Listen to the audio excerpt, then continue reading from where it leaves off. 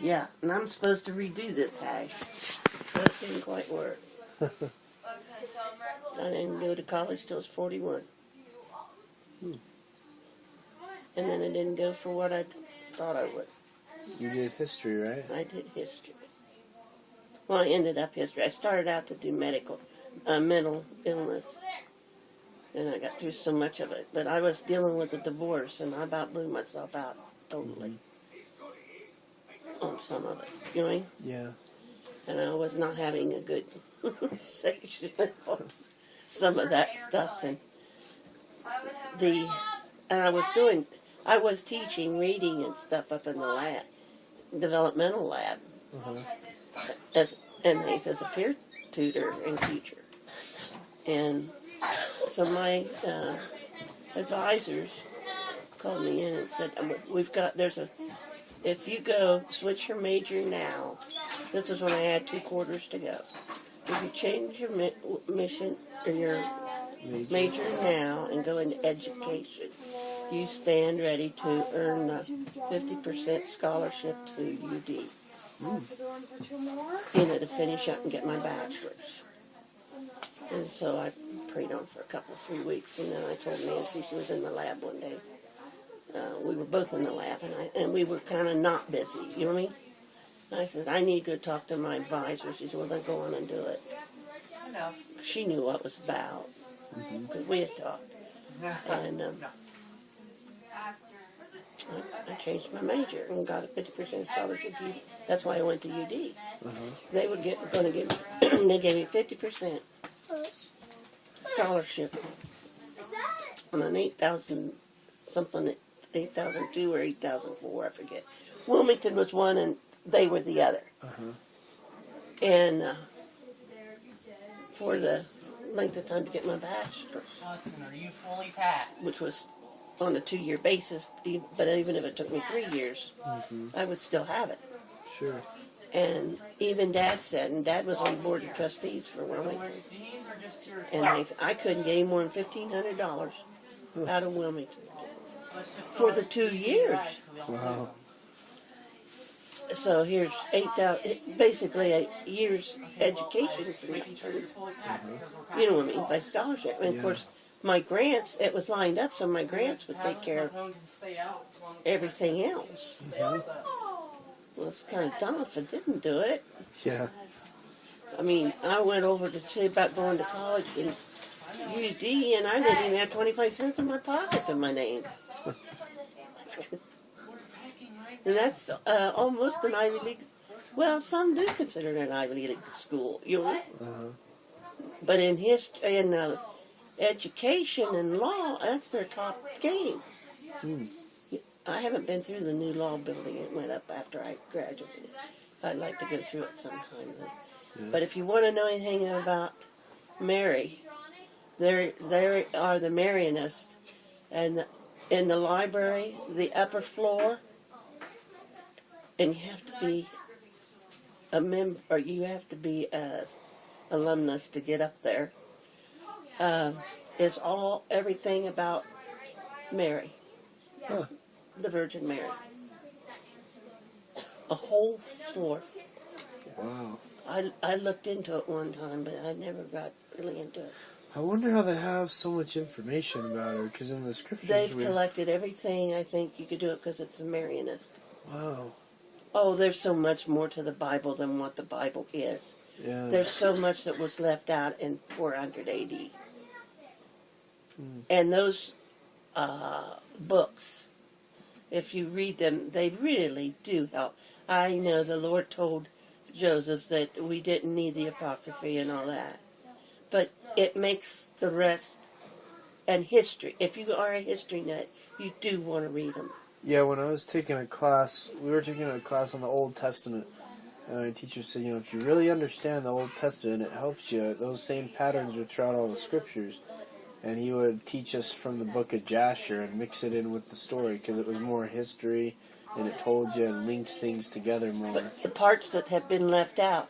Also, as far as the New Testament goes, we only go by Matthew, Mark, Luke, and John, the Acts, some writings of Paul. and things. And there's a lot left out there too, which I kind of liked. Did you see the Dove Keepers? That was about Masada, which is the falling of Jerusalem and things. At the 70 year, and how they held out at Masada, and that's that movie. Well, it was done by Rona Downey and her husband Mark Burnett. And when they did the Bible and when they've done this one, they've spared nothing to produce the best that they could put out. And isn't Rona Downey the one that just did the AD that was on Sunday? She's from Touched by an Angel, right? Yes. Yeah, they just had one. They just showed one on Easter Sunday. Well, Passover Sunday, they had the Dove Keeper on, and she was behind that one. Her and Mark were. Dad sent me pictures. They live in Utah now, even though she's Catholic. Huh.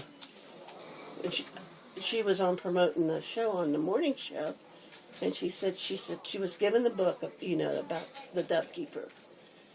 And she says, I read it on my way home to Ireland. I think she took they've got a little girl, I think. I think there's just the one child. Anyhow, that she'd taken the child and gone home to see Grandma and Grandpa. And she said, she says, I got into that and I was crying when I got off the plane. And they said, but she does those very well. Yeah, we were but the Bible, the new one, that new Bible that's out, I saw part of it, but I never sat through it. For some reason, I didn't get to watch all of it. I went to sleep on it, truthfully. But it was on, and what I saw of it, it was very accurate. Yeah, Dad was saying, he was sending me pictures while we were driving, because we drove up Sunday. He was sending me pictures of the thing, and some of the shots were amazing when they roll away the stone. And he said that it's going to be, and it was only one episode that went from when he was crucified to when he was resurrected. And they were going to show the movie over 6 to 8 weeks. They're going to have an episode every Sunday. And we have the book in my bookstore at Deseret Book. We sell the book AD. I haven't seen that one. It's just barely started. But if they get it on the day shop, I'll probably see it. Yeah. I've watched far too much television. I play on computers way too much.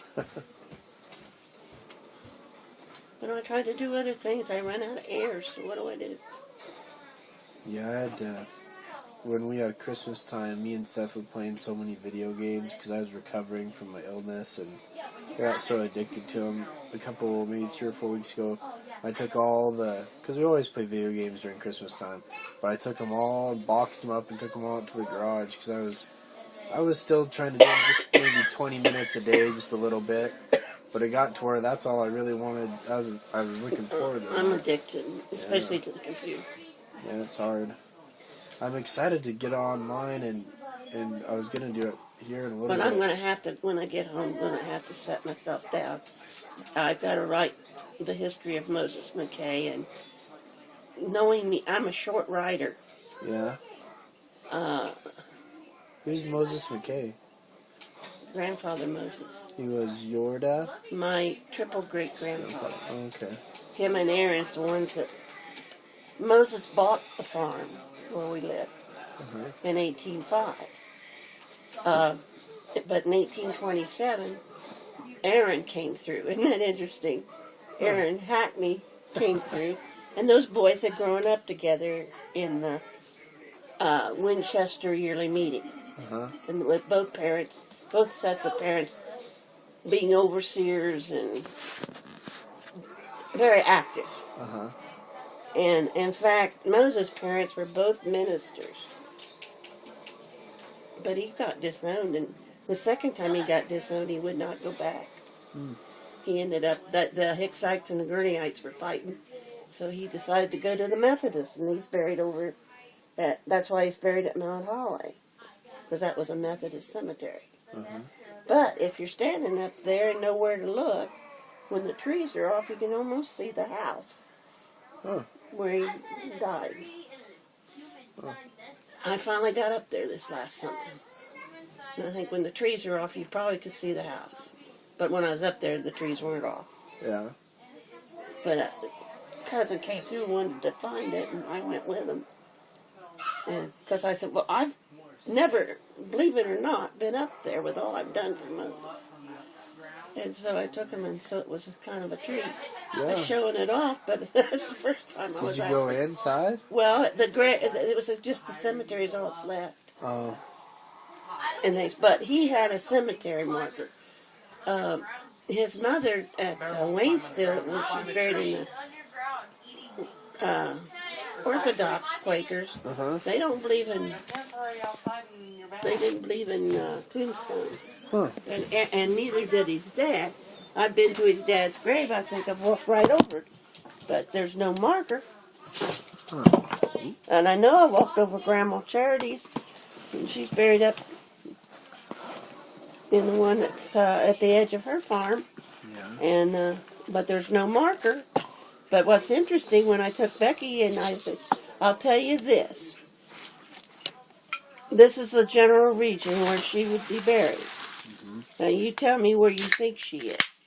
And Becky walked over, and she stood almost exactly where I was. When I had felt her. So I think we found it.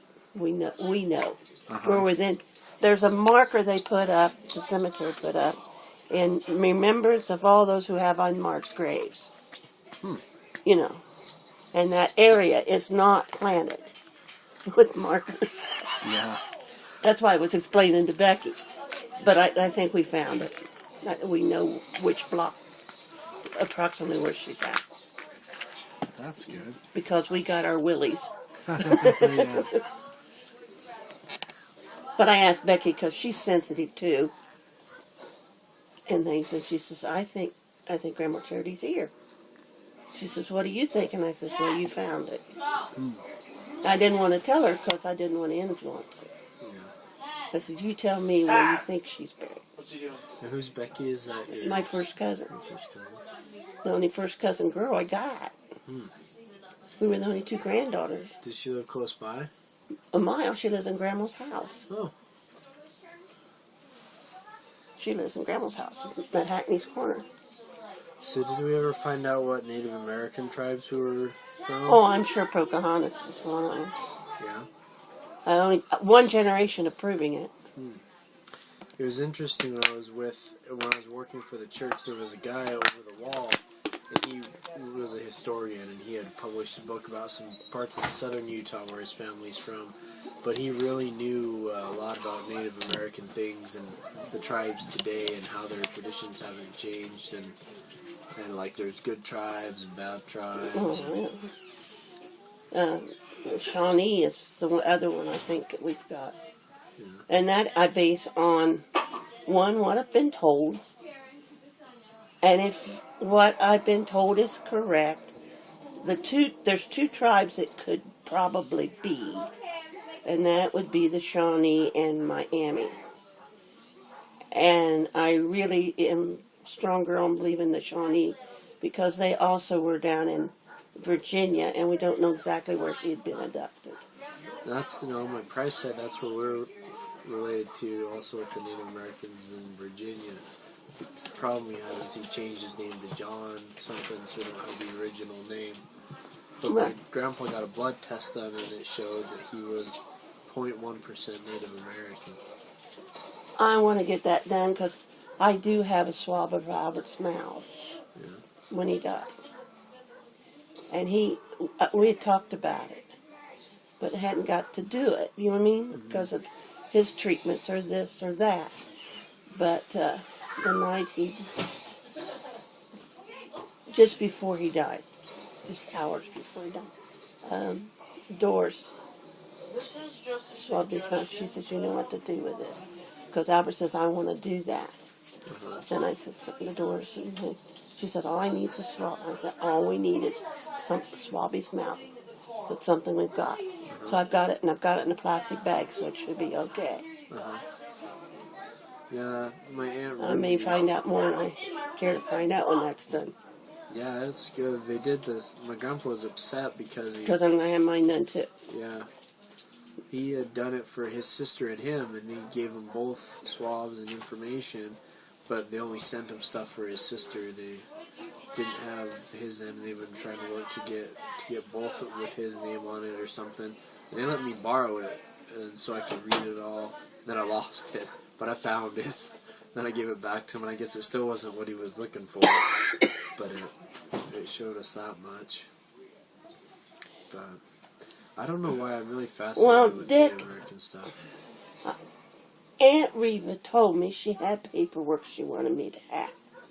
And then she took sick again. Ended up in the hospital and died. And we hadn't been able to get together. Now we live 3 miles apart. Now you tell me that one. Yeah. But I hadn't got it. So I said something to Dick about it. And he says, no, we don't have no Indian. Oh, yes, you do, buddy boy. Because Aunt Reva had told me enough I knew we did. You know what I mean? But that bunch, and I'd said something to Grandma after Aunt Reva said something to me, and Grandma went like this. Papa said we were never to talk about that. Huh. So well, in doing it the way she did it, is there any doubt that we have Indian blood? Yeah. Papa said we were not to talk about that. Because the one in question was his mother. Huh. She's half Indian. Huh. And they never but in let 1867, when he was born, because he was born just 100 years before Chris, and it's just the same week. It's like and playing a game, flipping off and making everyone else do it. that wasn't Indian wasn't then like it is now acceptable. It was not a nice thing to be part Indian, you know what I mean? Yeah. And that's why it was that way, I'm sure. But Aunt Reva said she had paper. So you never have to search around for those papers? Oh, no, and I said something to her only child. And Richard passed away this last year, and I never talked to him again after asking once. Yeah. Because he took my head off, too, just like his father. Because Indian wasn't good enough for the Ballards. Huh. I wonder how we'll come to learn all the rest of that. Well, we've been told that we do what we can, and it will be worked out in the millennium. That's true. I really like the Native Americans. Just some of us work a lot more. The one time I went up to Park City, it was interesting. Before I got diagnosed with bipolar, I was really into a lot of family history. I was kind of going a little out there, but they had a graveyard there. And the guy who checked us in was Jess Gines. And he was telling me, I was asking about his family history, and his dad is the keeper for the genealogy. So the Prices were at Park City? Yeah, my grandma has timeshares up there. So we go the 1 week at the beginning of the summer and 1 week at the end. So I went up to work on genealogy with her. And I got chatting with this guy, and he told me all this lore and history of the Park Well, if you City run into area. a Donald Ames, Yeah? he's my fourth cousin, and I went all 12 years to school with him. Donald Ames? Donald Ames. He's a retired air pilot for Delta. Yeah. Well, we don't have too many. Donnie is about 6 weeks younger than I am. Yeah. But we were in the same classes all the way through. It was interesting, though, because he's telling me these stories of there were 7 untraceable gold mines in Park City. And when the pioneers came, Chief Wakara worked with Brigham Young to get some of the gold down. And then people came in and tried to find those mines when the area got settled. And these stories about they would find a rock wall with the door, and you'd reach out to open it, and all of a sudden these Indians were all there to get it you. in. And so what I did, I told him I was a baker, and he watered the cemetery every day. And he says, oh yeah, we have a baker headstone, we should, there, because my grandma said, she was bakers, and they had she would bake the pies, and the guy she married, his dad would come through on the railroad and they'd serve the pies. And she's really into genealogy. I said, well, did you ever think to look for that place? She's like, oh no, I'm like, you come up here every year. But anyways, he swore there was a baker headstone, so he drove me to the cemetery. And we looked and looked and looked and couldn't find it. And the sun started to go down a bit, and he was leaving, and I just felt like I need to go back to the cemetery. So I just rolled out of his, opened the door, said stop, and we got out, and I walked back. And I was very sensitive at the time. because something was clicking up here and I hadn't been diagnosed with it yet. So I get there, and there's a pavilion with a large swing and kind of like a little podium thing with a map of the cemetery. And and I was swinging on the swing, and I started to feel like I was being surrounded by all these people just outside the gazebo. And I was ended up praying, and I was on my knees. It was really a crazy experience. But then I heard a voice, and I had a piece of paper with me, and I had a little snack with me. And I was writing down what the voice was telling me. It said it was, and as I walked up to the pavilion, there were these like Native American trinkets in the trees, and there were lots of graves all over. And basically learned the history of that area. There were a lot of Native Americans. They all got slaughtered for the gold. And some of them were buried there, and was being asked to help get these people's work done. And so I wrote it all down. I don't know where the piece of paper is now, because then I got diagnosed, and I was kind of ashamed of what had happened or whatever, and I kind of hid it because I thought I was crazy. But it got dark. A lot of time passed. It didn't feel that long to me. All of a sudden I was in the cemetery, and it was dark, and the moon was up. And I was scared to death, and the sprinklers started coming on. I booked it out of that cemetery and ran up to our little room, and my poor grandma was inside on her computer, and I slid open the big door and came in from the side, and she scared her half to death. But I haven't ever gone back there to that place or looked at Well, those see, there's an graves. Indian mound on my property. Yeah, you've had it excavated, right? Well, I didn't. Weldon did before we got the place, and they never put it back. I need to get dirt and put in there, but I'd like for somebody to go down and check things again before we close the hole. Yeah. Do you know any stories about that area with the Native Americans? Well, we know that they were there. Yeah. And we found, I've got a box that's got arrowheads and stuff in it that we've plowed up. But there were supposed to be groups living in there. And then down at Burlington there was, right across the Anderson River, or Creek. Because the story goes when the Manns came in, which is my great-grandmother's line. My great-grandmother was a man. M-A-N-N. 2 N's. Yep. And actually it's German, Mom. Huh. So it's not spelled in the German form. But we had them coming in 1731. And they settled at Lancaster County and at Mannheim. And they came from Mannheim, Germany area, Baden-Württemberg. Anyhow, when they came in from Virginia, from the Blue Ridge, through the Cumberland Gap, which was Daniel Boone's trace, and settled in Paris, Kentucky area, Nicholas County. Well, they sent the 2 younger boys, who the reason why they were coming to Ohio was to get them some farm ground. And the son-in-law had already fought in the Revolution, and so did Grandpa, so they had ground coming to them. And they had planned on, they sent the boys up early so they could get some ground cleared and a form of a cabin up for everybody else. And then they would come up in the fall after the crops come off in Kentucky. Well, it all went fine and well, and they got about 3 acres cleared in a Catawba house up, or cabin. And they got up one morning, the horses had gotten loose and went home. So, I believe it was Charles, was the older one, and he's about 19, 20. And so he took off walking from Burlington to Paris, Kentucky.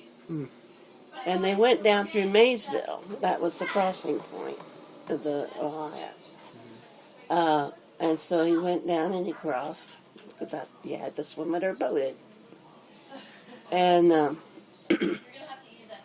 got home. Well, the horses had arrived a couple, 3 days before he did. So can you imagine his parents? Well, we've just sent the two boys, the two babies, up to do this work at the new ground, and Indians and all the good stuff that goes with it. Yeah. And here comes the horses home with no boys. So David had got down there and found everybody, or Charles, and they immediately loaded a wagon with whatever they could throw on and headed back. And well, in the meantime, David is there alone, and he's a year younger. So he's 18. And he got some grain off, and he needed some grain to eat. So he walked from Burlington to Waynesville area where there was a grist, a grinding mill. Exactly what it was, I don't really know. But there was a grinding mill over at Corwin. And so he walked that, got his grain. Had no horses, so he had to lug it on his back. But when they pulled in with the wagons, or the wagon, they hear this party going on across the creek. And there was an Indian camp. And David was with them. And they had cut corn and was having a corn roast. And he had made a bamboo, or he took a gourd and made a fiddle out of it. And so he's over there playing the fiddle. They're having a hullabaloo on our corn. But who's going to argue with the Indians if they want a corn party? Yeah. Corn party scalp. You know what I mean? Yeah. And things. So they got in to find that's the story that's been handed down, and it's also in the 1882 history. Huh. It made the history book. That's cool. But that was in 1801. So the man's been in Burlington area since 1801. Huh. But Grandfather Hackney didn't make it in until he came in on the Route 40, which was partly Corduroy Road. Mm-hmm. And he had a little better road to come. He brought a wagon train through. And when he got to Clinton County, he only had 50 cents left. And he got with Moses, and I'd like to have been a mouse on the wall to know what the deal was. You know what I mean? Uh-huh. But Moses, Virginia had married, and she had been given her 360 acres was where Johnny's house is at in the front, that road frontage over on Inwood, and then all the farm across the road was her 360 acres. So we have part of hers, the north part, which is on the north part of side of Inwood. That came from Virginia. The stone quarry fields came from Francis' tract. Where my house sits was part of Margaret's tract. Huh. Her 360 acres, and she had the quarry at one time. So the quarry's been both Margaret's and Francis'. Is it still there? The quarry is still there. It's 4 miles from my house. Huh. It's dangerous. Very dangerous. And John owns it, John Mothersole. We gotta go to bed. And we have water. Because it's 9 o'clock down. I mean, school in the morning. And we have water rights to it. So when you're done with It's fed by spring water about this big. It's ice water. And it caves back in under Dad's field. I ain't got no homework. Hey, You're done with your game at 9:30 in bed. some family history chat. Just doing some family history chat. Sounds good to me. I opened I the was Sprite. playing Is that okay? Yeah, it's totally Done fine. with your game at 9 in bed. I was playing Tetris. Oh, in the trailer? Huh? In the trailer? In their car. Oh. Helping Chrissy get packed. Okay, I've got one case, and all I have to do is the other case. Yeah, it's gonna have to go to your feet. I'd rather had the red one. I should have done it the other way. But But I was there's never. nothing that's gonna fit